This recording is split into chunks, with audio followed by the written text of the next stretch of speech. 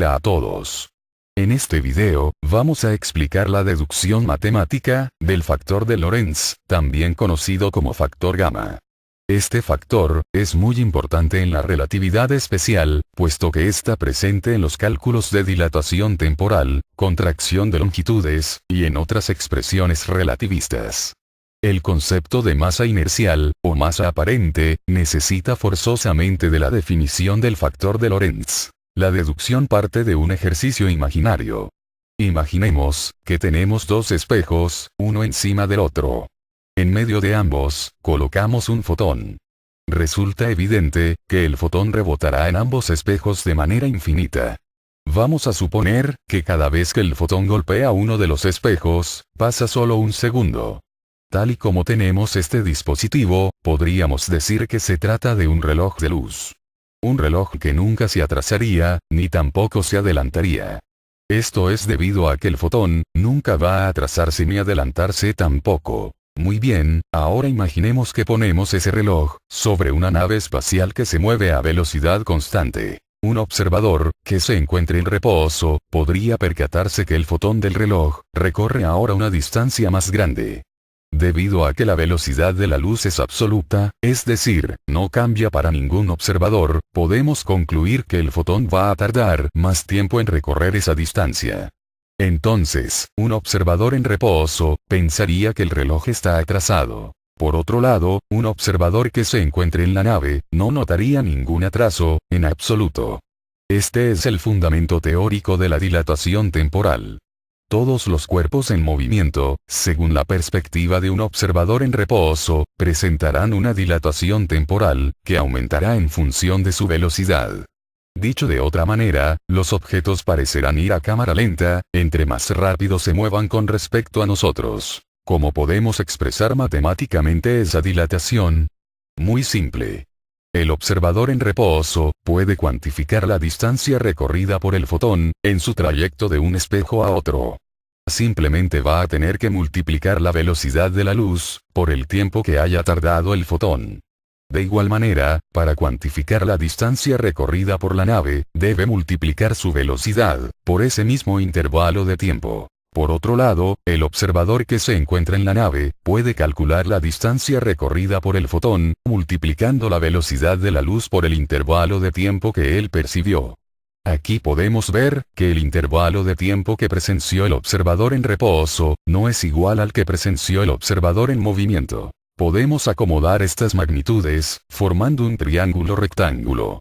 Así que aplicando el teorema de Pitágoras, obtenemos la siguiente expresión. La velocidad de la luz al cuadrado por el delta de tiempo en reposo al cuadrado, es igual a la velocidad de la nave al cuadrado por el delta de tiempo en reposo al cuadrado, más la velocidad de la luz al cuadrado por el delta de tiempo en movimiento al cuadrado. Ahora bien, lo que sigue es pura álgebra, vamos a juntar los términos que contienen el delta de tiempo en reposo, y vamos a factorizarlo. Seguido de eso, podemos pasar dividiendo la velocidad de la luz al cuadrado. Aplicamos una raíz a toda la expresión, y pasamos dividiendo la raíz cuadrada al otro lado de la igualdad. Así que el delta de tiempo en reposo será igual al delta de tiempo en movimiento multiplicado por un factor. Ese factor es igual al cociente entre 1 y la raíz cuadrada de 1 menos la velocidad al cuadrado, dividida entre la velocidad de la luz también al cuadrado. Este es el factor de Lorentz, también llamado factor gamma. Vamos a analizar la naturaleza del mismo. Aquí podemos observar una gráfica del factor gamma en función de la velocidad. Podemos observar que cuando la velocidad es 0, el factor toma el valor de 1. Ese factor seguirá valiendo prácticamente 1, incluso cuando la velocidad es igual al 50% de la velocidad de la luz. Solo hasta llegar al 90% de la velocidad de la luz, el factor incrementa exponencialmente.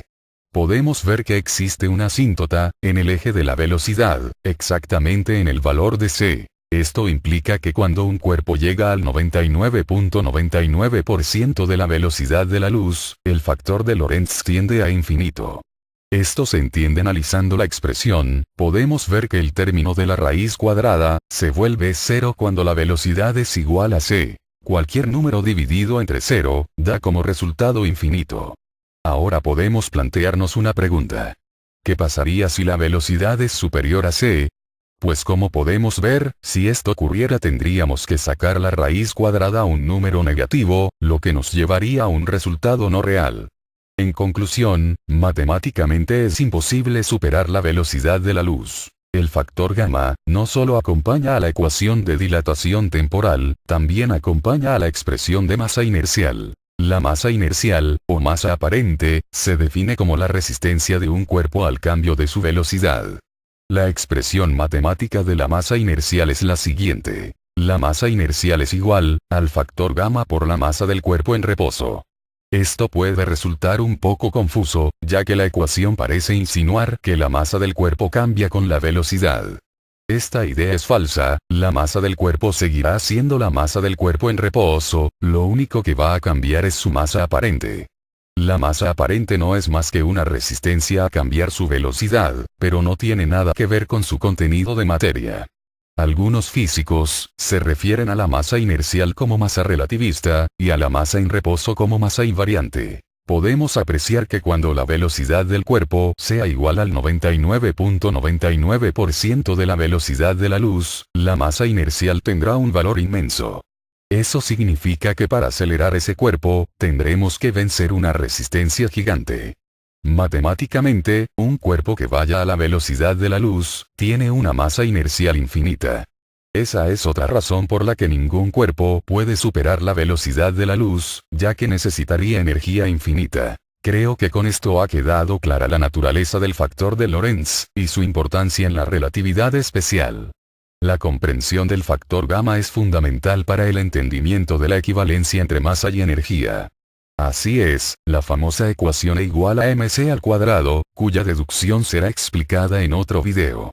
Esto ha sido todo, me despido, hasta la próxima.